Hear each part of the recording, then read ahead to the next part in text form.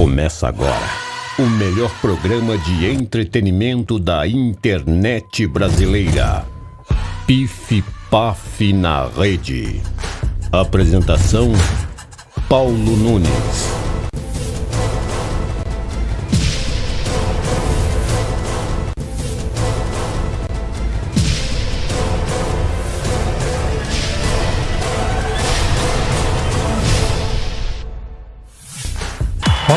Sejam todos bem-vindos ao programa Pif Paf na Rede, o seu programa semanal de notícias, informações, interatividade e entretenimento.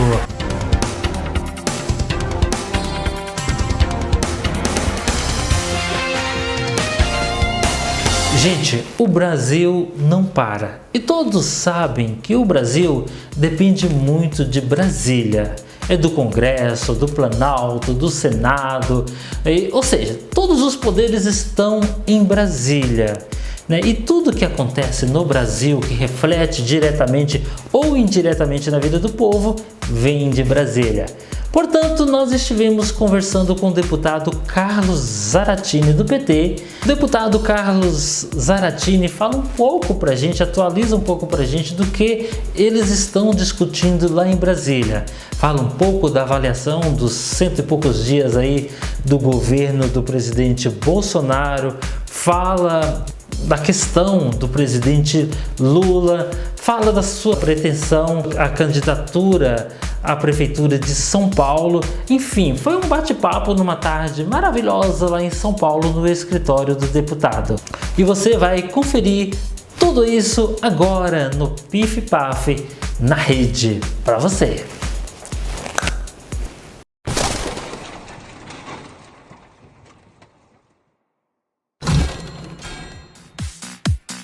Olá, sejam todos bem-vindos ao programa Pif Paf na Rede. Hoje o programa Pif Paf na Rede é um pouco diferente, né? Para você que acompanha o nosso portal, para você que acompanha o nosso canal, você sabe, Pif Paf na Rede é o quê? Notícias e entretenimento. Você tá mal acostumado, né? É muito entretenimento, é show todo dia, entrevistas com os artistas, mas as coisas estão acontecendo no Brasil, né? E nós temos uma responsabilidade aí também de deixar o nosso público bem informado do que acontece no Brasil, principalmente agora, Brasil aí com nova administração, né? E estamos aqui em São Paulo, na região do Butantã, né? Marcamos um bate-papo muito legal com o deputado federal Carlos Zaratini. Tudo bom, deputado? Tudo bom. Tudo bem, graças a Deus.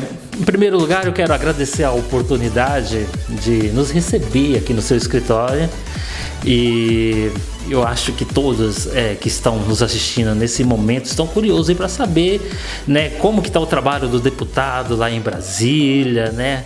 E será que o Brasil vai agora, deputado? Conta pra gente um pouco das novidades. Olha, eu não sou uma pessoa muito otimista não, viu? Porque o que acontece?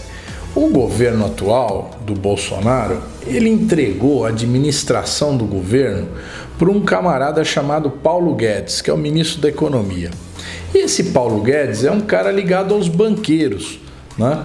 Ele veio lá do mercado financeiro, a cabeça dele só pensa no tal do mercado e não pensa na vida do povo. Então você vê, agora eles estão concentrando todo o esforço deles em fazer uma reforma da Previdência, e se você lê a reforma da Previdência, você vai ver que está mexendo com o mais pobre, não está mexendo com os ricos, né? Então o empresário brasileiro que tem lucro, hoje ele não paga imposto de renda sobre o lucro, e o trabalhador paga. Então poderia aumentar a receita da Previdência cobrando imposto desse empresário. Tem as empresas sonegadoras, tem aqueles juízes, promotores que acumulam super salários e que depois se aposentam com várias aposentadorias. Isso não está sendo mexido. Está mexendo no BPC, que é aquele benefício que as pessoas que não conseguem se aposentar recebem de um salário mínimo, ele quer diminuir. Está mexendo com a idade da aposentadoria, as mulheres estão aumentando de 60 para 62 anos, está mexendo com as professoras, com os policiais militares, com o trabalhador rural. Enfim, está mexendo com a turma do andar de baixo, em vez de mexer com a turma do andar de cima. Então isso me preocupa muito. Ô, deputado, o senhor tocou num assunto importante, porque nós hoje, né, é o assunto do momento, né, a reforma da Previdência. E quando o senhor me fala isso, aí a gente fica, né? Por exemplo, hoje a oposição, né, eu acho que é uma oportunidade única ter tá aqui com o senhor como deputado para ouvir, né, a voz da oposição. Alguns falam que a reforma da Previdência no Brasil hoje ela precisa ser feita de qualquer forma, né? De qualquer forma que eu digo assim, precisa acontecer a reforma da Previdência, segundo a gente vê noticiar. Agora, quando o senhor me fala que que a reforma da Previdência, pelo menos a proposta que é colocada lá, ela não vai de encontro ao trabalhador, não vai de encontro realmente aos interesses do povo, o senhor quer dizer o quê? O senhor é contra ou a favor da Previdência, ou o senhor é a favor, mas com essas ressalvas?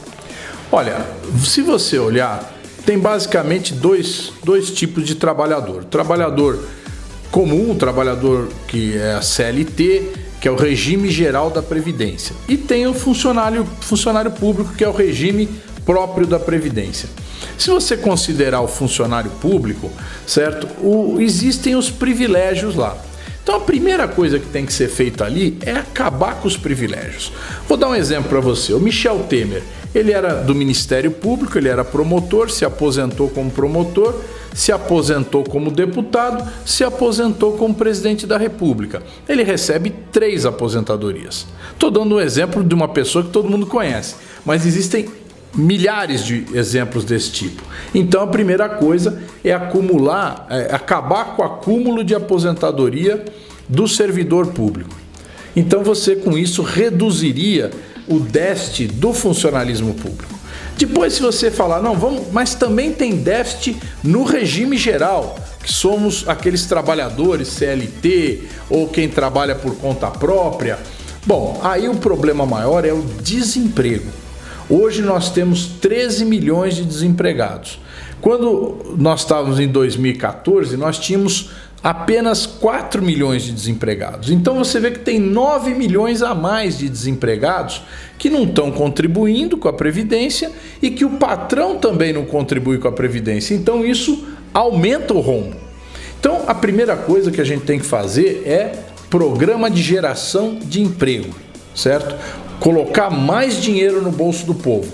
E isso nós achamos totalmente contrário do Bolsonaro.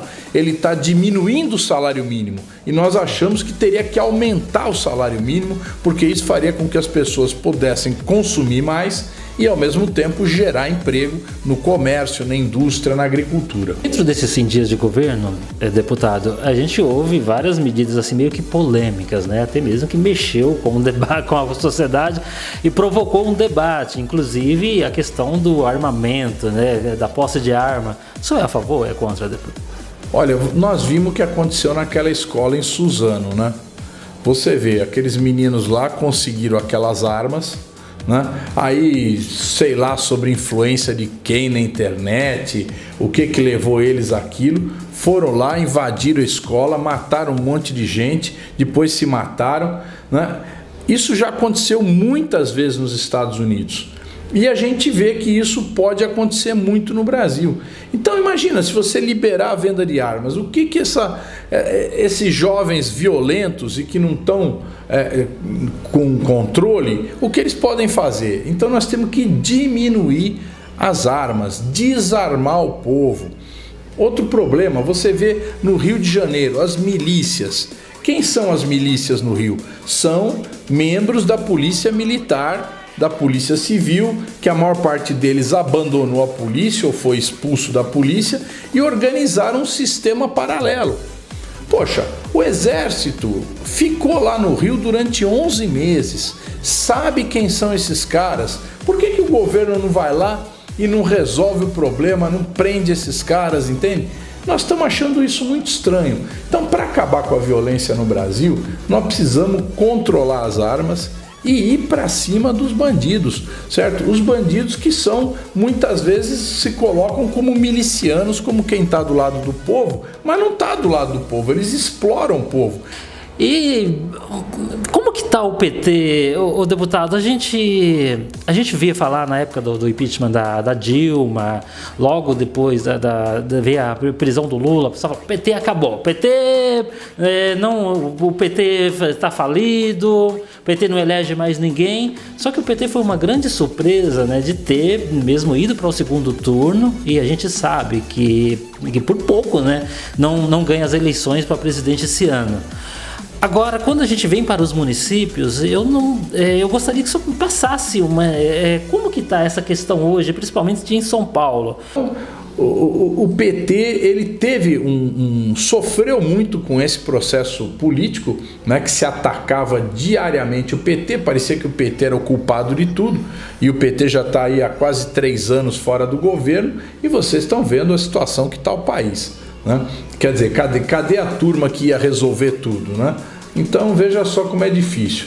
Então o que acontece? Nós estamos fazendo uma campanha de filiação, estamos trabalhando nisso, muita gente está se filiando ao PT, muito sangue novo, né? Nós vamos disputar essas eleições municipais com o maior esforço possível para a gente eleger vereadores, eleger prefeitos. O senhor é pré-candidato à Prefeitura de São Paulo ou não pretende?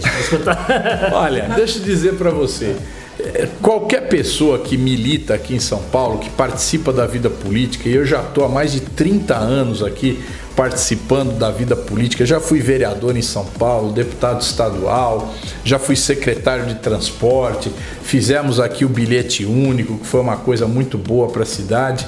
Qualquer um que tem essa história gostaria de ser prefeito da cidade, não tenha dúvida nenhuma. Mas isso é um processo que ainda vamos debater muito, né? Nós vamos discutir muito isso aí no PT. Como eu te disse, nós vamos ter agora a questão da Previdência para resolver. Depois o PT vai fazer o seu 7º congresso no 2º semestre, em setembro. E depois nós vamos resolver essa questão das candidaturas a prefeito em todas as cidades e aqui em São Paulo também. Agora, um drama do partido hoje é o presidente Lula. Como que está a questão do presidente Lula hoje? Olha, o presidente Lula, ele é um preso político. Ele foi condenado sem nenhuma prova. O próprio Sérgio Moro, na sentença, fala que não existe nenhum fato determinado fato determinado quer dizer o seguinte, nenhum fato que mostre que Lula beneficiou a empreiteira dona do apartamento, né? Então, se não existe nenhum fato, não existe prova, né? Mas mesmo assim ele foi condenado porque era evidente que Lula ganharia a eleição do ano passado. Então eles precisavam tirar Lula do jogo e fizeram isso, né? Agora, Lula recorreu à 2ª instância, foi condenado e agora está recorrendo ao Supremo Tribunal de Justiça. Então a gente espera que Lula seja reconhecida a sua inocência, né? Porque de fato o Supremo Tribunal de Justiça tem que analisar com detalhe essas provas, né? E a gente conta com isso. O reconhecimento a nível internacional é de que Lula é inocente, né? E isso eu acredito vai acabar se reafirmando, né, no julgamento do STJ, e nós acreditamos que ele seja libertado. Perfeito, deputado. É isso aí, gente. Pif Paf na rede, hoje falando de Brasil, né? Qual o Brasil que você quer, né? Esse Brasil que acontece de tudo, e nada melhor do que o deputado Zaratini aqui para nos deixar atualizado do que está acontecendo, né, inclusive lá em Brasília. Deputado, muito obrigado pela sua entrevista. Uma mensagem para os nossos seguidores do Pif Paf na rede, para a gente concluir. Olha, quero parabenizar você pelo programa, todos que estão assistindo aí também, porque é muito legal a gente poder ter um meio de comunicação como esse que você criou aqui, o Pif Paf na rede, que é a possibilidade das pessoas assistirem coisas diferentes, né? Não ficarem naquela mesmice e simplesmente vendo lá a Rede Globo, o SBT, a Record, que na verdade falam só a mesma coisa. Se você olhar um jornal de um, jornal de outro, é igual, né? Todos fazem aquele discurso. Então aqui a gente tem a oportunidade de poder mostrar uma opinião diferente. É isso que a gente precisa.